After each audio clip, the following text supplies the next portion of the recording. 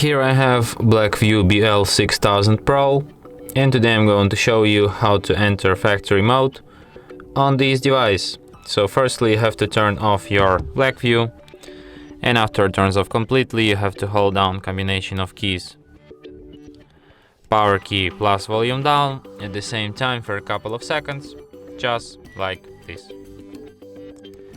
Volume down, power key, we're holding at the same time. And when the phone turns on and the screen turns on, you can release power key and keep holding only volume down. And after that you will end up in the factory mode. So here at the factory mode you can use volume down to navigate and power key to select.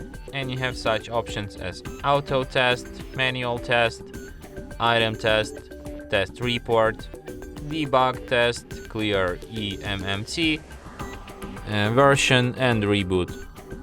So if you want to quit this mode, just select an option reboot and your device will be restarted as usual.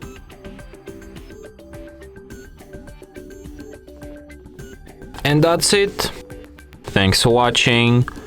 If you find this tutorial useful, don't forget to hit that like button and subscribe to our channel.